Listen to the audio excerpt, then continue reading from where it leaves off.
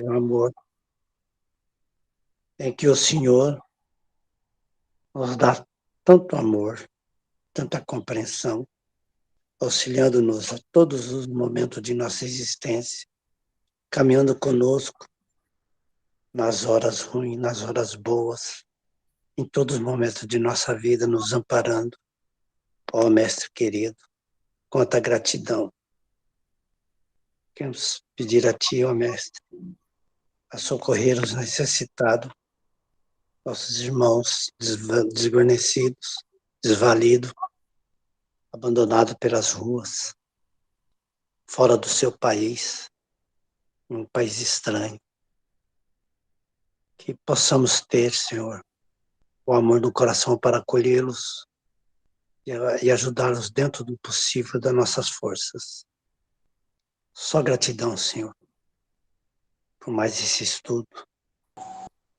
E rogar a Ti, Mestre, a Sua bênção sobre nossos lares, nossos filhos, nossos irmãos, nossos amados, encarnados e desencarnados.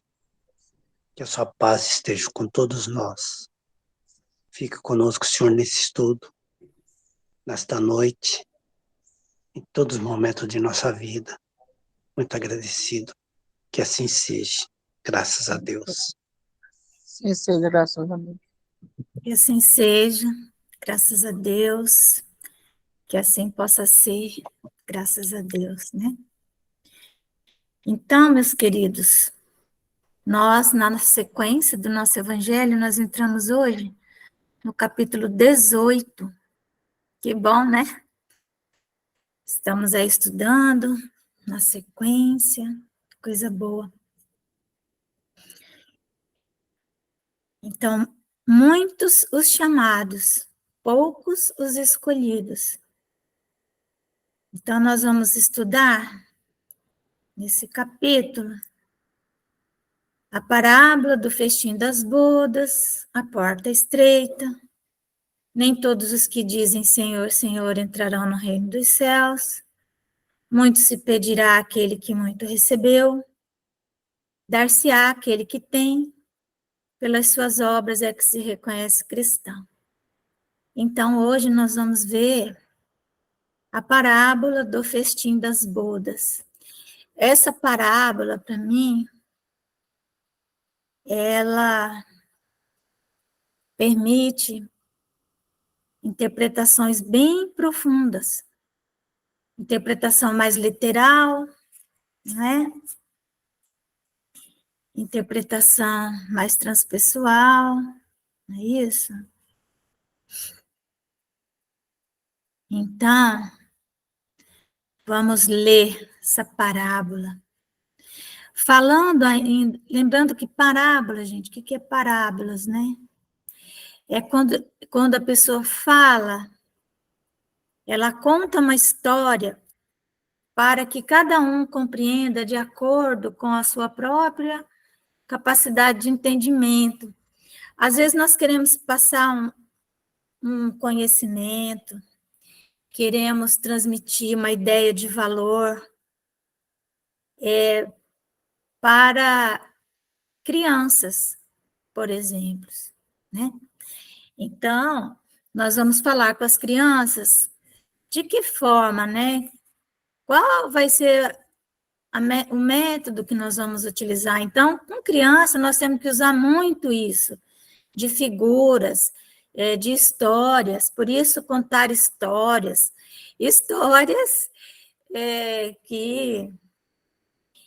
que remetam, né, na verdade, a conteúdos que venham trazer para a criança conhecimento, que venham trazer serenidade, que venham trazer uma visão de mundo, de civilização, né? Mas até tão pouco tempo as histórias infantis eram terríveis, né? Mas, enfim, então, Jesus está falando para pessoas que tinham um entendimento ainda muito infantil.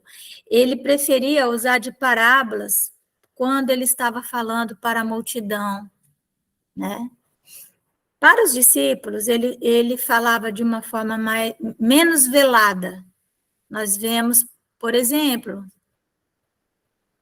o Sermão da Montanha, que ele está falando para os seus discípulos, especificamente. Tem uma multidão, né, que o acompanha, mas ele chama os seus discípulos para falar, meio que em particular, falar aquelas coisas, porque não eram de fácil compreensão para a maioria. Então, ele diz assim, o reino dos céus se assemelha a um rei. As pessoas, nós vamos imaginar as pessoas sentadas, Jesus falando, né? Então, tinha criança, tinha adulto. Nós temos que nos transportar para aquelas paisagens magníficas, né? Então, o reino dos céus se assemelha a um rei que, querendo festejar as bodas de seu filho, né, o casamento de seu filho, despachou seus servos a chamar para as bodas os que tinham sido convidados. Então, veja, as pessoas já tinham sido convidadas, aí ele mandou chamar, tipo, lembrar novamente, não é? Estes, porém, os convidados, recusaram-se a ir. O rei despachou outros servos com ordem de dizer de sua parte aos convidados: puxa vida, vocês não virão? Eu preparei meu jantar, mandei matar os meus bois e todos os meus cevados. Tudo está pronto. Vinde às bodas. Vinde à festa. Vinde ao casamento. Eles, porém, sem se incomodarem com isso, lá se foram. Um para sua casa de campo, outro para o seu negócio. Então, um foi cuidar das coisas materiais, outro foi cuidar do seu conforto, né? Foi cuidar ali, não é? Da sua tranquilidade, da sua paz do mundo, né? Os outros pegaram, mas teve gente que fez pior, né? Os outros pegaram dos servos e os mataram. Se aborreceram. Como que vocês vêm aqui?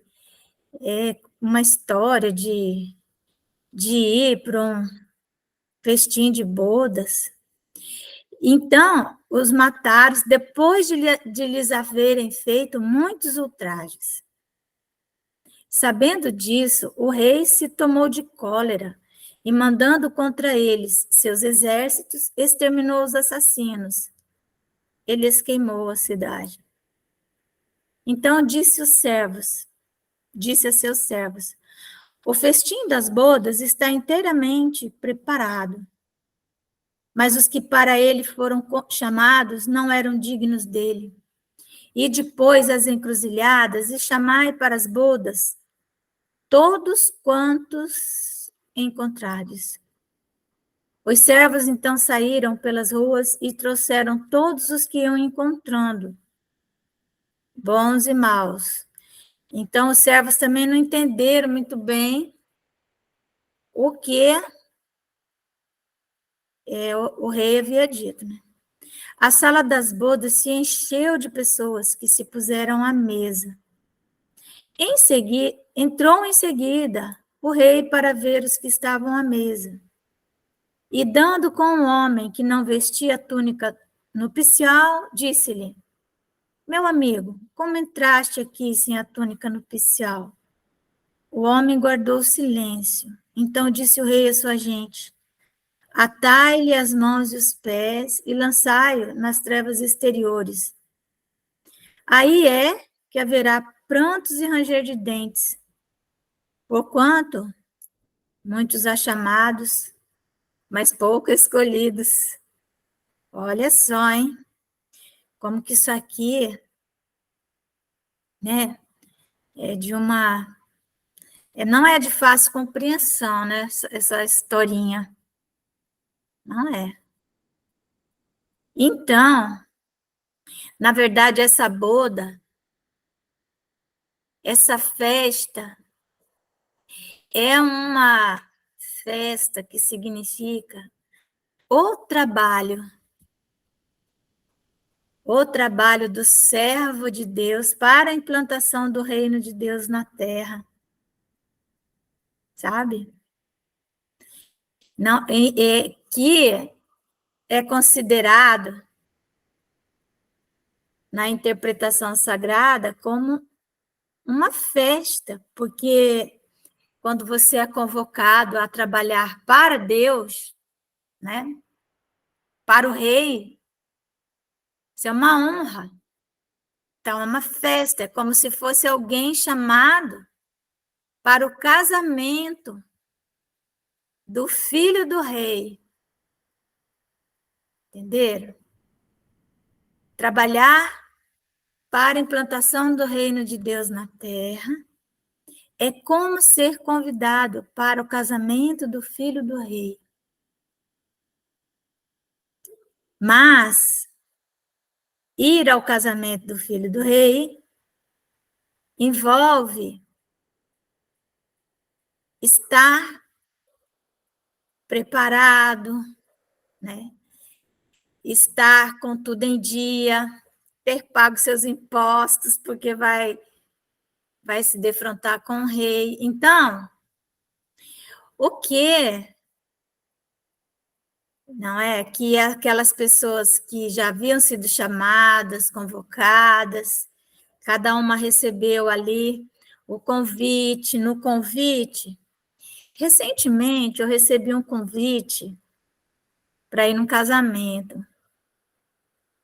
E aí, no convite, mas eu uma pessoa normal, né? Mas aí tinha lá um regulamento, como que tinha que ser as madrinhas, a cor da roupa da madrinha, um regulamento como que as pessoas tinham que entrar, um regulamento não sei o quê, não sei o quê. Acabou que eu não fui, porque era tanto do regulamento, né? E aí o convidado, que não era, vamos dizer assim, nem madrinha nem padrinho, mesmo ele tinha que usar uma roupa especial, sabe? Uma túnica nupcial, vamos dizer assim. Aí eu falei, não vou, né? Não tenho esse compromisso com essa pessoa, não vou. Mas é a mesma coisa, então, aqui. O que aconteceu? O rei fez um regulamento. Essa boda significava a honra de trabalhar para o rei, para Deus, né? Adentrar ao salão de festa, pegar as ferramentas, estar vestido convenientemente, ou seja, ter em si mesmo os instrumentos necessários para executar a tarefa, né? Por isso que é uma parábola, uma analogia, não é? Eu estive num casamento em que uma das madrinhas estava com uma cor diferente e a noiva não permitiu que ela entrasse junto com as outras madrinhas. Ela estava com uma cor diferente. É praticamente a mesma coisa aqui que ele está querendo dizer. Quando ele fala daqueles que foram chamados de última hora, né? Então, os que foram chamados de última hora precisavam saber que estavam indo para um casamento e que, nesse casamento, eles tinham que usar uma roupa nupcial, não precisava de todo aquele aparato da madrinha, entenderam? Das madrinhas, daquele, porque tem até o cortejo nupcial, né? Tem casamento que é cheio de regra. Imagina o casamento do filho do rei, como que não é? Mas tinha que estar minimamente vestido, ou seja, tinha que ter um mínimo de preparo para trabalhar nesse reino. Entenderam? Então, vamos continuar aqui. Então, aí, os servos cometeram esse equívoco. Eles foram pegando qualquer um, o que estava bem vestido, o que não estava. ou seja, bons e maus. Pegaram qualquer um que encontraram. O rei falou, vão pegar, e depois as encruzilhadas e chamar para as bodas todos quantos encontrares. Só que os servos deviam saber que iam chamar para um casamento. Levaram qualquer um, né? Aí o rei ficou irritado, aí falou, bom, quem não tem condição de trabalhar no reino e que entrou aqui ou fingindo que tinha condições, porque na cabeça do rei talvez as pessoas soubessem, né? Enfim, esses aí, né? Esse aí vai ser lançado nas trevas exteriores, vai ser botado para fora, igual aquela madrinha, gente. Eu fiquei com muita pena da madrinha, sabe? Mas ela não entrou. Quer dizer, ela participou do casamento, mas não como madrinha. Então, vamos ver que explicação que nós temos aqui, né? No item 2. O incrédulo, né? A pessoa que não tem crença nenhuma, ele sorri a esta parábola, que lhe parece de pueril ingenuidade, por não compreender que se possa opor tanta dificuldade para assistir a um festim, e ainda menos que os convidados levem à resistência a ponto de massacrarem os enviados do dono da casa. As parábolas, diz ele, o incrédulo, são, sem dúvida, imagens, mas ainda assim, mister se torna que não ultrapassem os limites do verossímil. Quer dizer, é muito complicado mesmo, né? Você imaginar que se você vai num casamento, como é que você não quer ir nesse casamento? Mas não era um casamento qualquer, era um casamento que exigia da pessoa que cumprisse um regulamento, porque era um casamento muito chique. Todo casamento chique, a gente sabe que tem regulamentos, né? Outro tanto pode ser ser dito de todas as alegorias, das mais engenhosas fábulas, se não lhes forem tirados os respectivos envoltórios, para ser achado sentido oculto. Jesus compunha as suas parábolas, as suas alegorias, com os hábitos mais vulgares da vida e as adaptava aos costumes e ao caráter do povo a quem falava. A maioria delas tinha por objeto fazer penetrar nas massas populares a ideia da vida espiritual, parecendo muitas ininteligíveis quanto ao sentido, apenas por não se colocarem neste ponto de vista os que as interpretam. Na de que tratamos, Jesus compara o reino dos céus, onde tudo é alegria e ventura, a um festim. O reino dos céus, que nós tínhamos que implantar na terra. Falando dos primeiros convidados, alude aos hebreus, que foram os primeiros chamados por Deus ao conhecimento da sua lei. Os enviados do rei são os profetas. Não tem o livro dos profetas, chamando a atenção de todos, né? Mas o que aconteceu com a maioria dos profetas, né?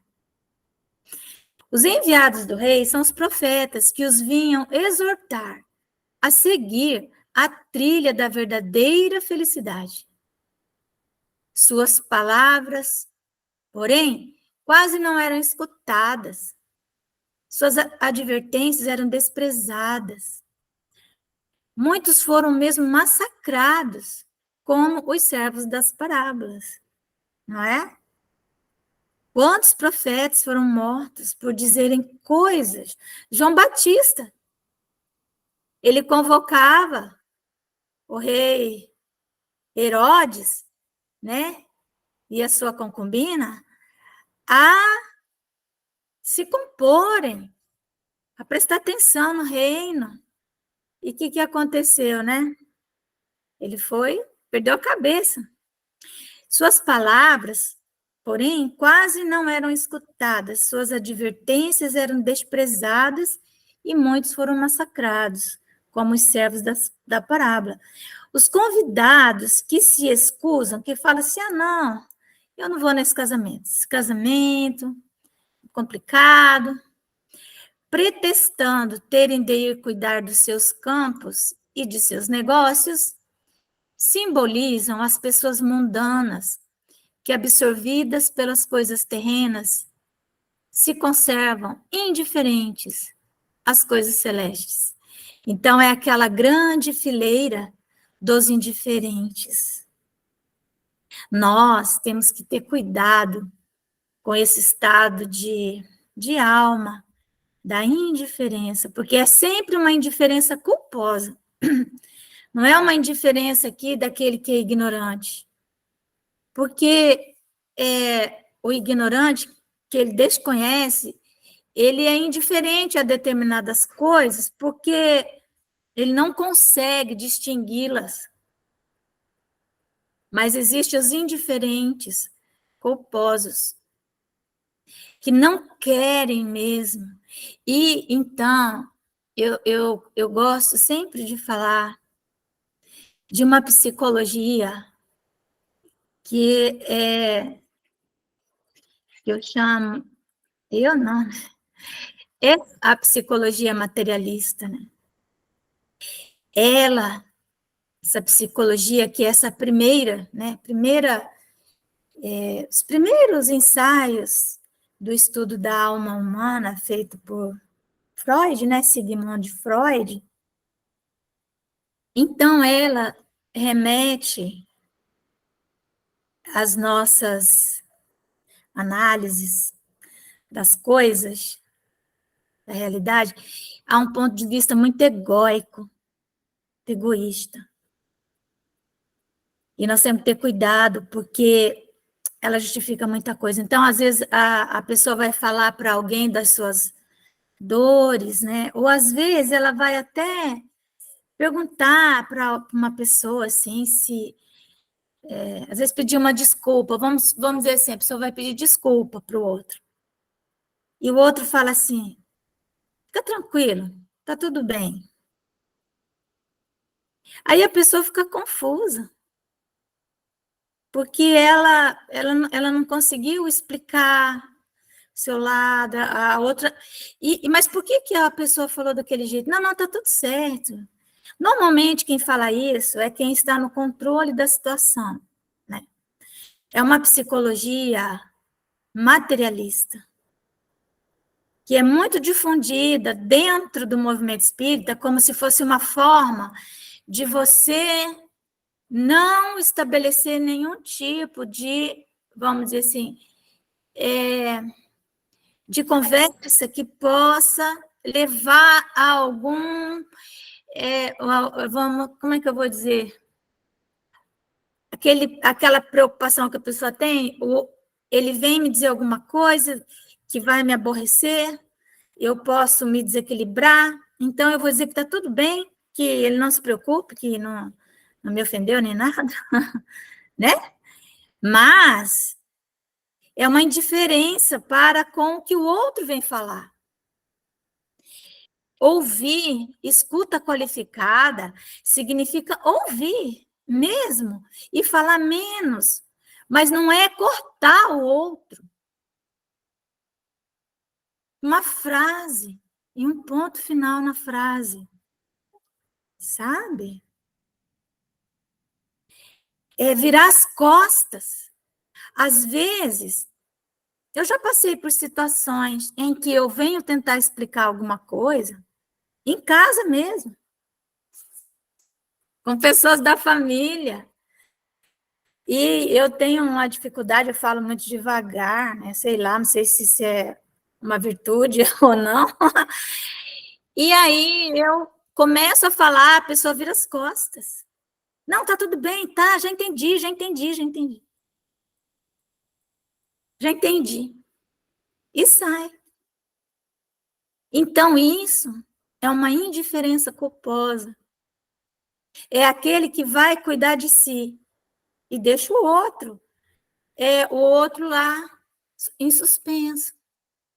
Claro que às vezes os nossos amigos, nossos companheiros, eles não vão a esse ponto. Normalmente é dessa maneira que a pessoa vira as costas, não, já está tudo certo, já entendi, fui, entra, às vezes entra no carro, bate a porta, sai com o carro a 1000 por hora, às vezes, né? Não é? Quantas vezes? Temos que ser honestos.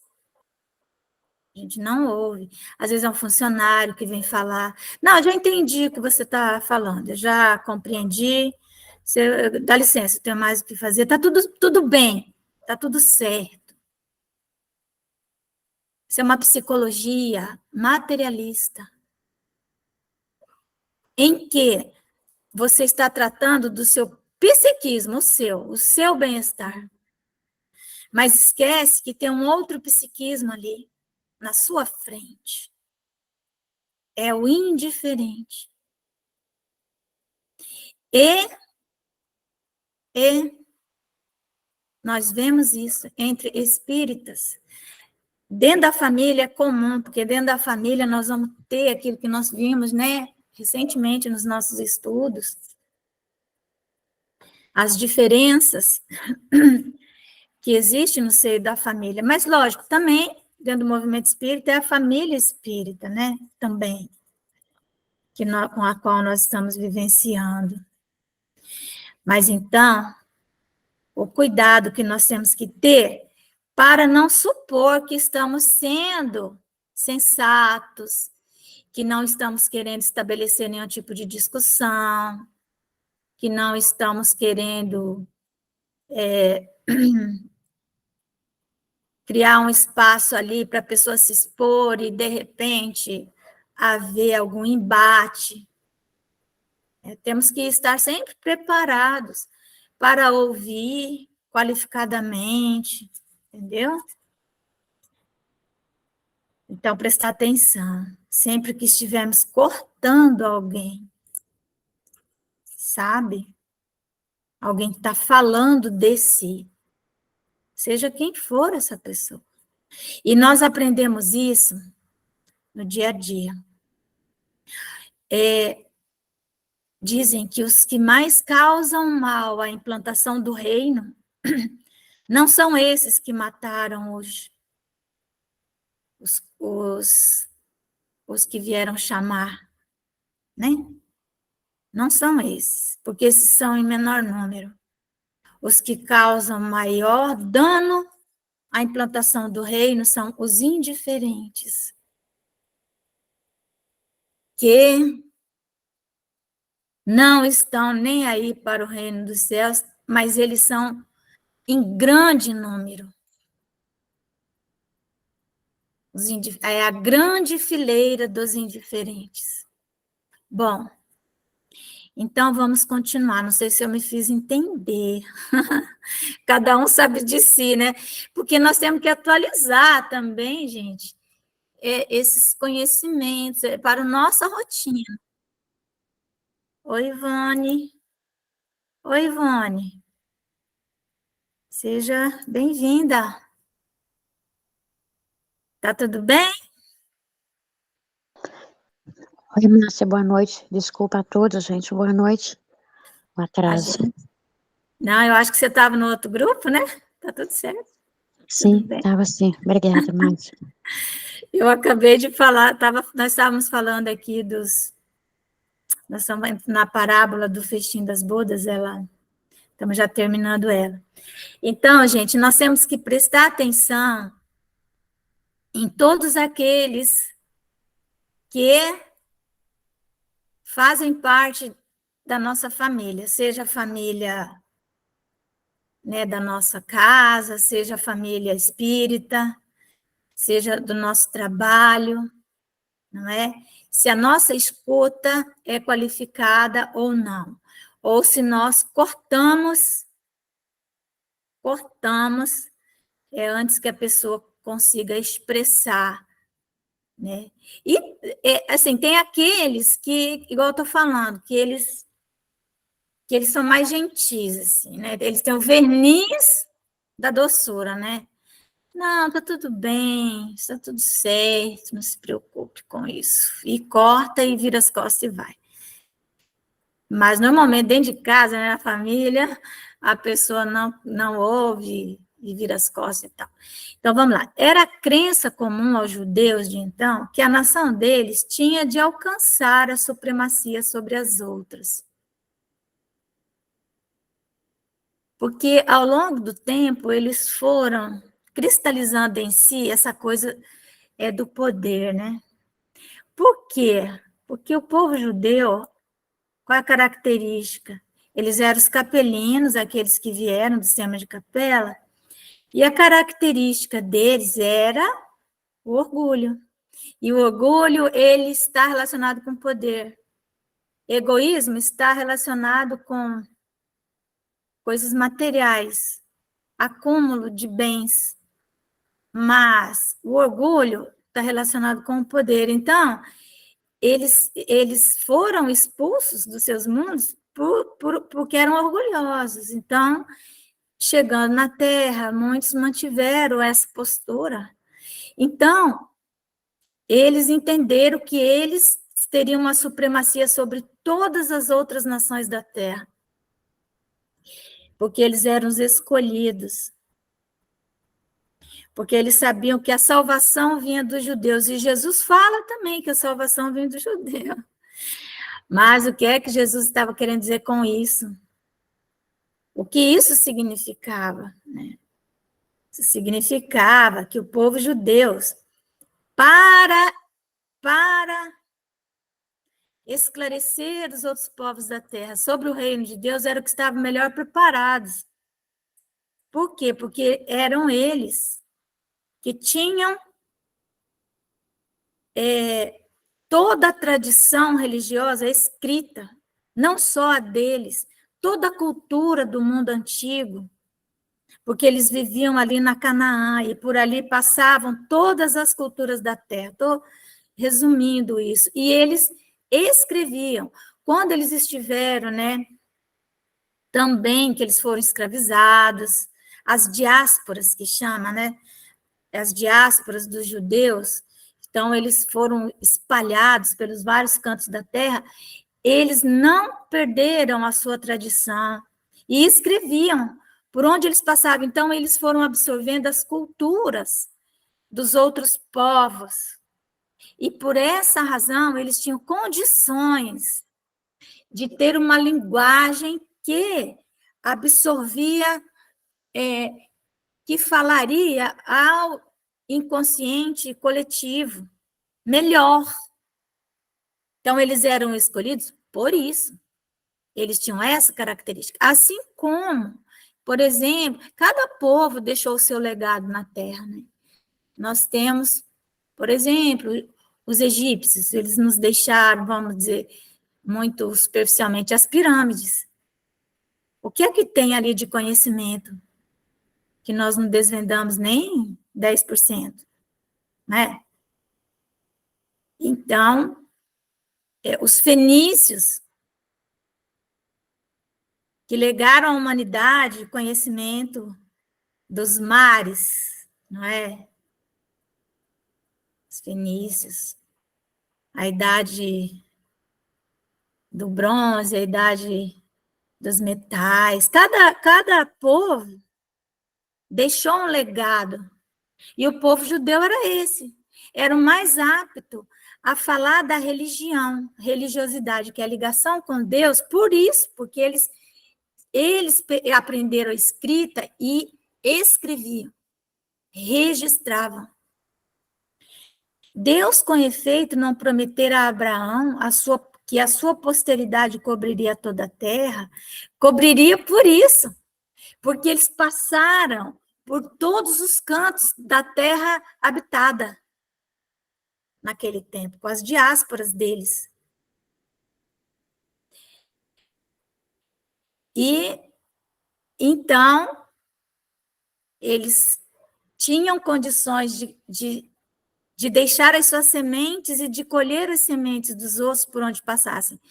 Como sempre, porém, atendo-se à forma, sem atentarem ao fundo, eles acreditavam tratar-se de uma dominação efetiva e material, e nunca de uma dominação moral e intelectual.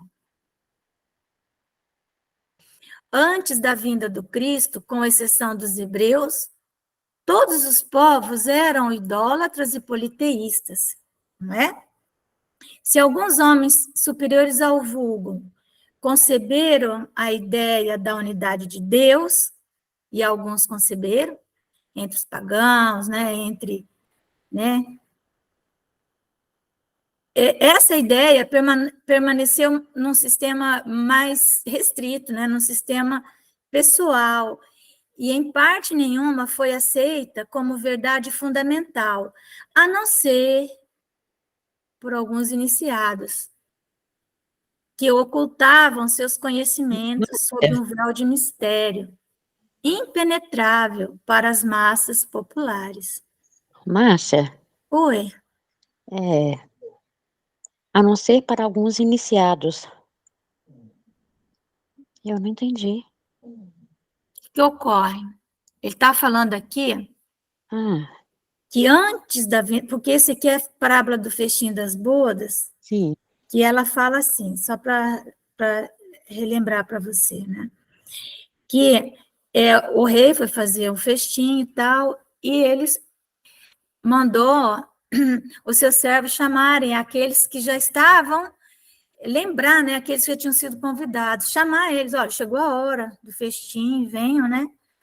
Então, alguns foram para os seus negócios, outros foram para os seus, para as suas casas de campo, seu conforto, e outros ainda mataram aqueles que os chamaram, certo? Então, depois o rei falou, então chama qualquer um. Só que os servos entenderam de forma errada, foram lá e não perceberam que para você entrar num festim, você tem que estar vestido de boda, você tem que estar com uma roupa de casamento minimamente, né? tá. Anteriormente, havia sido convocado, porque eu dei uma metáfora para os companheiros, de que tem casamentos, era casamento de um filho de um rei, né? Então, que esses casamentos de pessoas muito ricas, eu até recebi um convite que eu nem fui, porque tinha tanto regulamento nesse convite, né? Então, tem como que você vai vestido, o tamanho da roupa, e as madrinhas têm que entrar com uma cor, e os padrinhos não sei o quê. Então, é cheio de regulamento, né? Então, os regulamentos aqui, eles eram para esses primeiros convidados, eles tinham que estar muito preparados. E aí, o que aconteceu? Esses primeiros convidados não se prepararam devidamente, eles sabiam que não estavam preparados, que não tinham comprado a roupa da cor, mas é uma parábola, né? Uma metáfora. Então, eles simplesmente, não, deixa eu matar esse que veio me chamar, porque daí o rei nem vai saber que eu fui chamado. Porque eles... Você entendeu? Entendi. E aí, então, agora vem a explicação, né? Que, olha só, esse chamamento era para a implantação do reino de Deus na Terra. E esse reino de Deus na Terra, ele não poderia ser implantado por qualquer um, não é? Então, o povo que estava preparado, que deveria conhecer esse regulamento todo, né? Porque imagina implantar o reino, é uma honra, é como participar de um festim, é o que diz aqui, né? Jesus compara o reino dos céus, onde tudo é alegria e ventura, a um festim. É uma festa, é uma honra trabalhar para o rei, né? Mas não foi assim que eles entenderam. Então, os primeiros convidados seriam o povo hebreu, que é isso que eu estou explicando, né? Então, só que entre o período que eles foram chamados, que é quando eles vieram de Capela, fizeram um compromisso com Cristo, de ajudar a implantação do reino de Deus na terra. Até o momento em que o Cristo vem e fala, chegou a hora da implantação, né? Ou quando os profetas vinham falar as verdades, o que eram os enviados do rei? Eles, então, muitos profetas foram mortos, né? Então, aí vem o seguinte, antes da vinda do Cristo, por que o povo judeu era o povo que estava preparado? Por essas razões que eu falei, porque eles eram aqueles que conheciam as culturas de todos os povos civilizados na Terra, né?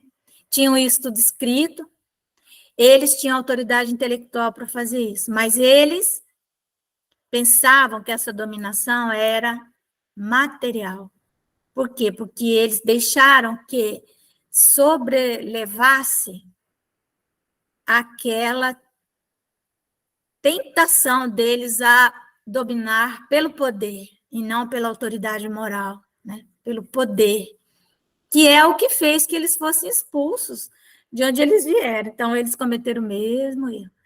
Aí, e por que eles eram os melhores para implantar esse reino, né, o povo judeu? Porque antes da vinda do Cristo, com exceção dos hebreus, né, dos judeus, todos os outros povos eram idólatras e politeístas. Então, somente alguns iniciados conheciam Deus como um Deus único. Mas esses iniciados que estavam entre os politeístas e entre os idólatras mantinham esse conhecimento restrito. Por exemplo, muitos faraós egípcios, eles sabiam do Deus único, né? Mas isso ficava só entre eles, não era passado. Então, olha aqui, ó.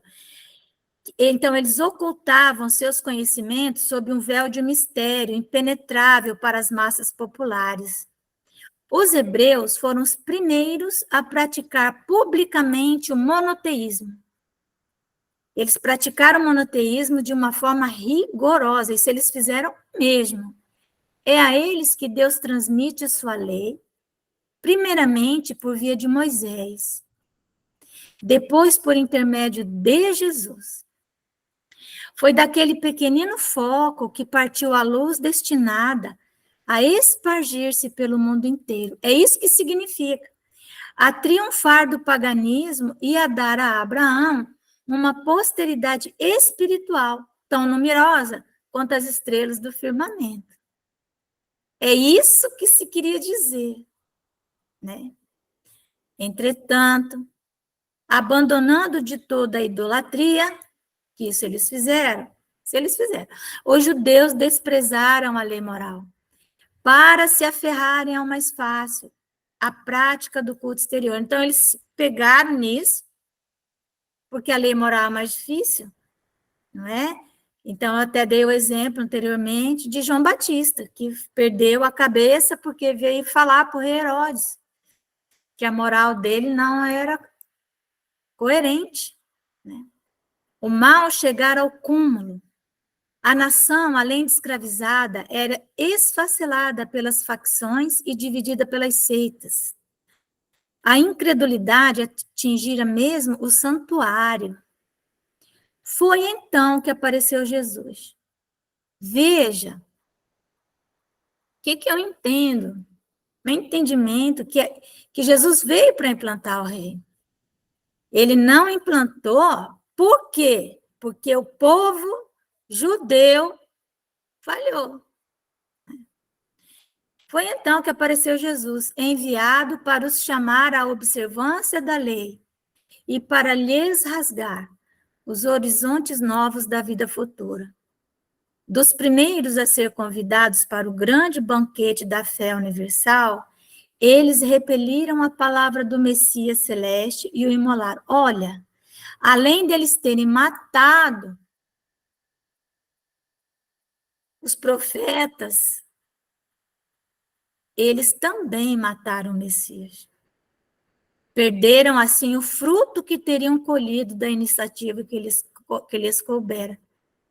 Então, Jesus fala que a salvação vinha dos judeus no sentido de que eles eram um povo em condições, sim, de falar aos outros povos da terra sobre o Deus único, mas falharam. Fora, contudo, injusto acusar-se o povo inteiro de tal estado de coisas.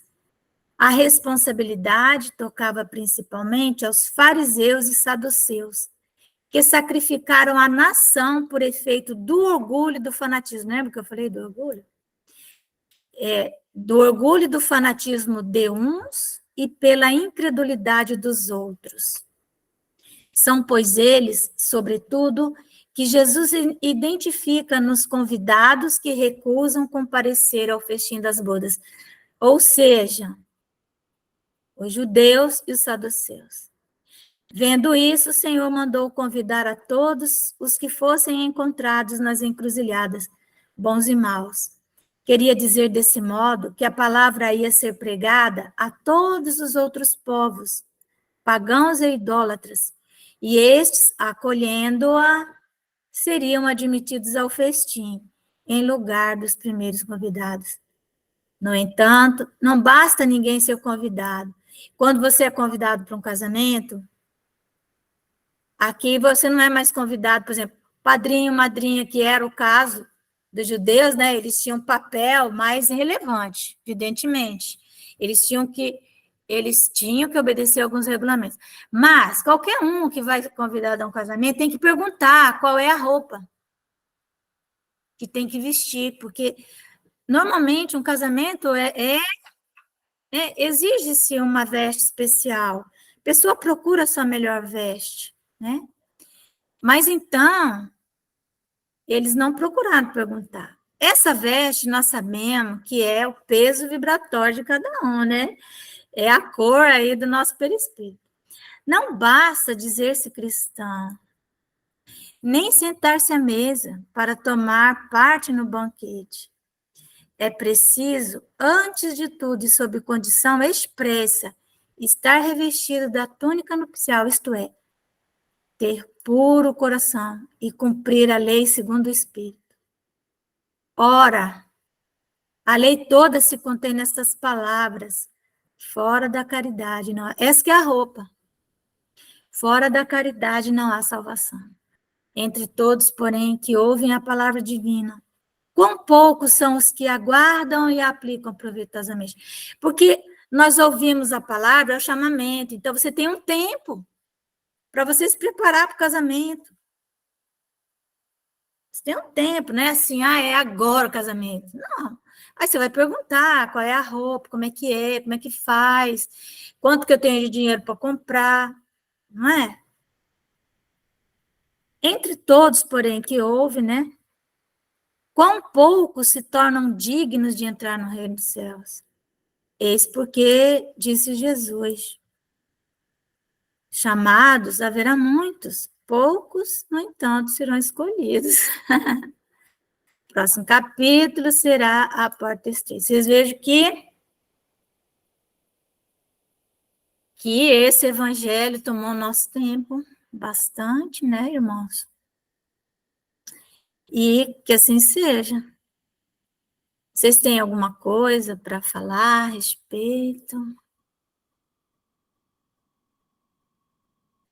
Nada? Entenderam? Eu Eu entendi, Márcia. Opa, Israel, levantou a mão, meu filho? Fala. Quer falar? Acho que foi sem querer que ele levantou. Fala, Ivone. acho que ele está dando a prioridade. A pessoa mais idosa tem direito, será que não? Eu, no caso, idosa. Sim, pode falar. O Israel É, não sabe. é, festim de bodas a cada... Aliás, o evangelho, a cada dia que você lê aquele mesmo capítulo, aquela mesma frase, ele tem uma ressonância diferenciada na intimidade. Não é? Sim, Vista-se a sua melhor roupa. Fora da caridade não há salvação. a roupa é essa. É, E às verdade. vezes a gente se perde na tentativa de entender isso. É É, isso. E é fora da caridade não há salvação, gente. Não adianta a é, gente falar. não tem É jeito. tão claro, né? É tão explícito. É, Aí vem as justificativas dos fariseus da atualidade, né? O Divaldo me disse que fariseus e saduceus, isso, muitos e muitos anos atrás, já tinham reencarnado no movimento espírita e queriam trazer com eles, né, esse orgulho, né? Enfim. Mas, então, meus queridos, nós vamos parando por aqui. Eu acho que foi bom, porque, assim, né? Finalizamos o Evangelho. Não vamos passar para a Gênese, porque nosso tempo esgotou. Não tem problema. O esse texto aqui, ele tem que ser assim, meditado por nós mesmos, sabe? Compensa que a gente fique nele, assim, para abrir, porque, como a Ivone falou, né? Cada vez que a gente vem, nós também, quando chegamos para ouvir um texto desse, cada vez nós estamos mais maduros. A nossa compreensão está dilatada, e aí a gente compreende melhor, não é? Então, nós vamos encerrando por aqui. A nossa Malvina está nos ouvindo, Malvina? Que ontem também teve um dia difícil, então vou pedir para a Malvina fazer a nossa oração. Você pode fazer? Encerramento? Faço sim, Márcia. Mestre Jesus, nesse instante, venho te agradecer pelo estudo de hoje, onde pudemos aprender. Pela primeira vez, eu estou entendendo melhor esta parábola. Jesus, que possamos continuar estudando, valorizando os nossos estudos e na nossa união com os nossos irmãos de fé. Jesus, ampara todos, leva bênção a todos os lares, a todos aqueles que estão em sofrimento, leva, Senhor, o consolo ao coração de cada um. Leva, Jesus, paz àqueles que desencarnaram, que eles possam ser acolhidos, levados para as escolas de ensinamento, hospitais de tratamento, e que possam receber de que necessitam. Jesus, obrigado pelo dia de hoje, por tudo que pudemos ter. O nosso trabalho, as nossas refeições, tudo, enfim, que nos ajudou a passar o dia e compreender, pelo menos um pouquinho mais, dessa doutrina tão maravilhosa através do estudo. Obrigada, Jesus, pelos nossos amigos, pela nossa família e por tudo, enfim. Seja conosco, hoje, agora, por todos. Que assim seja. Que seja. Que assim seja, graças a Deus. Vamos dormir em paz, todos nós, tá bom? Que assim seja. Boa noite a Vamos nos todos. encontrar, gente. Boa noite a todos. Se quando a gente tem amigos queridos, a gente não cansa de ficar junto. Eu não canso, Isso é verdade. não é? Vamos É. aí. Quem tiver mais em cima, puxa. Hã? Uma tarde inteira para a gente bater papo. Não é? Vamos lá. Tudo de O bom, duro que quando a gente. gente está no mundo espiritual, eles não deixam a gente bater muito papo, né? Mas tudo bem. Aqui, né, Né, Israel? É, Fiquem com Deus, gente. Tchau, hein? tá, tá, tá. Tchau. Boa noite.